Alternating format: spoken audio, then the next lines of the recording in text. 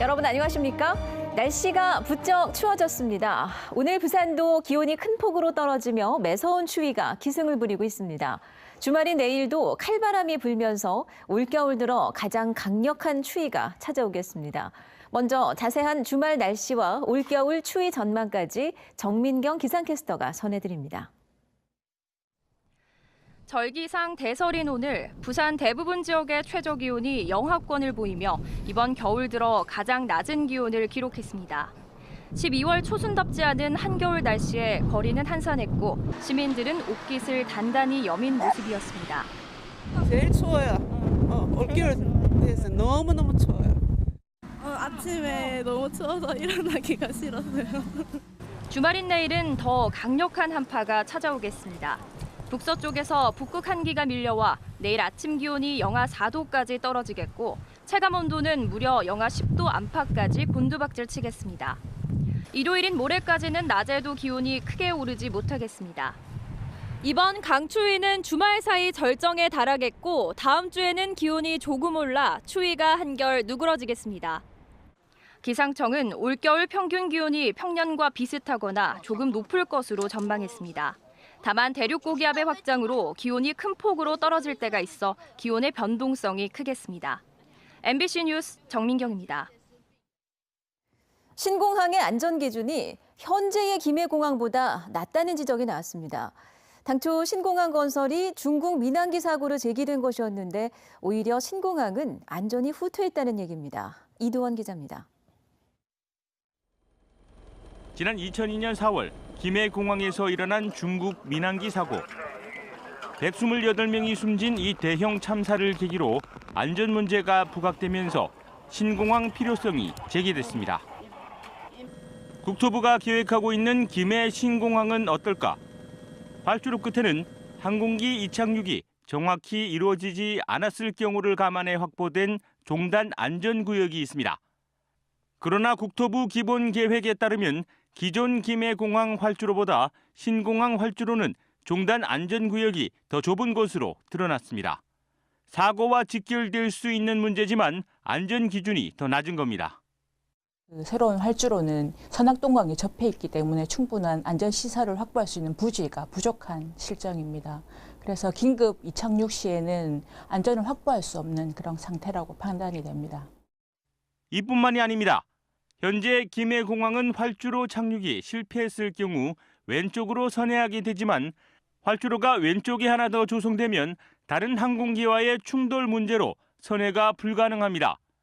검증단은 이 같은 이유로 오른쪽으로 선회하도록 할 경우 장애물 때문에 안전이 위협받게 된다고 지적합니다. 설계에 반드시 포함되어야 될 것이 이 실패 접근입니다.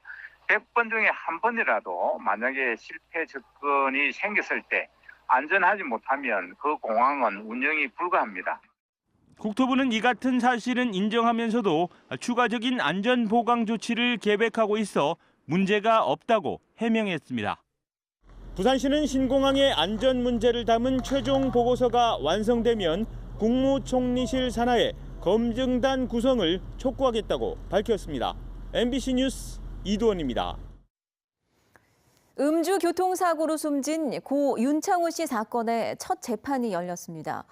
비록 윤창호법이 이번에 적용되지 않지만 유족과 친구들은 가해자를 무겁게 처벌해달라고 호소했습니다. 윤파란 기자입니다. 지난 9월 만취 상태로 차를 몰아 윤창호 씨를 치어 숨지게 한 26살 박모 씨. 박 씨에 대한 첫 재판이 부산지법 동부지원에서 열렸습니다. 공판에 앞서 윤 씨의 친구들이 다시 모여 박 씨를 강력 처벌해달라고 호소했습니다. 최소한의 성의조차 보이지 않고 사건을 수습하기에 바빴던 가해자 측에 대한 엄중한 판결이 이루어지기를 기대합니다. 사고 당시 박 씨의 혈중 알코올 농도는 면허 취소 수준인 0.181%. 검찰은 기존에 낸 증거자료 외에도 탄원서를 추가로 제출했습니다. 박 씨의 변호인은 공소 사실을 모두 시인하면서도 검찰의 증거 기록을 검토하겠다고 밝혔습니다.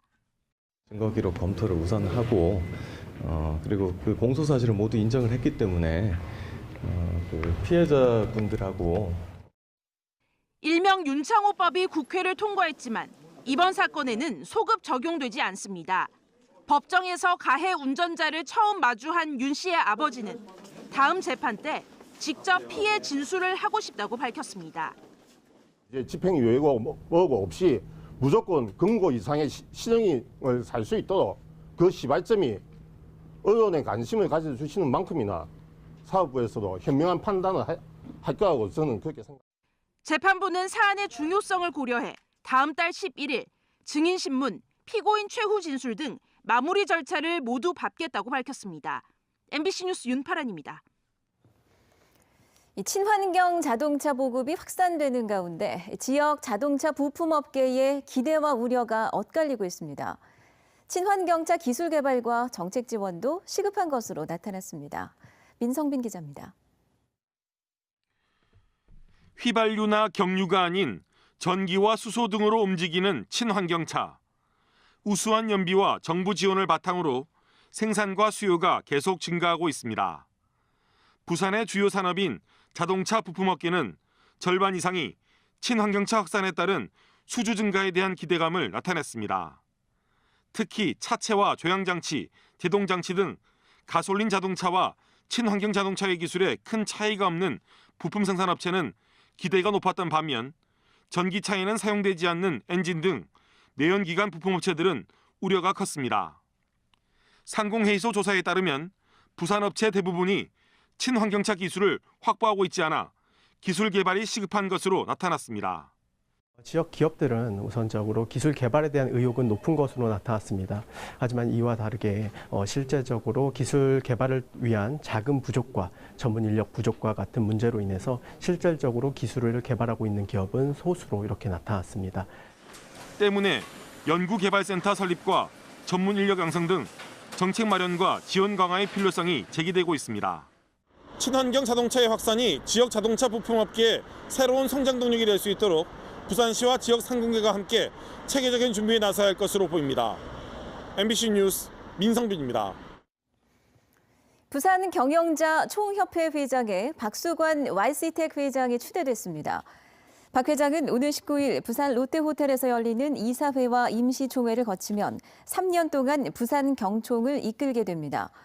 부산경총은 부산 상공회의소와 함께 지역 경제계를 대표하는 단체로 400여 개 업체가 정회원으로 가입했고 2천여 개 기업이 준회원으로 참여하고 있습니다. 2018 글로벌 여성 리더 포럼이 오늘과 내일 해운대 백스코에서 열립니다. 올해로 5회째를 맞는 이번 포럼의 주제는 리더 여성성을 말하다로 오늘 오후 2시 개막식을 시작으로 리더 토크쇼와 글로벌 여성 미래인재 포럼 등의 순으로 진행됐습니다.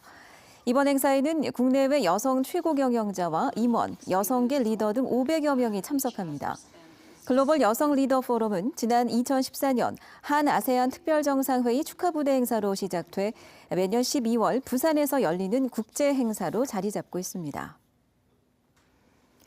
부산 MBC 영상 취재팀이 담아낸 부산의 아름다운 풍경이 한국영상기자협회가 선정하는 82회 이달의 기자상을 받았습니다. 전문 보도부문 영상기획상을 수상한 M스토리 바다의 길 안개에 젖은 도시는 김욱진, 이성욱 두 명의 카메라 기자가 뛰어난 영상미를 살려 해무로 물든 광안리 앞바다와 부산 전역을 아름답게 표현해 높은 평가를 받았습니다.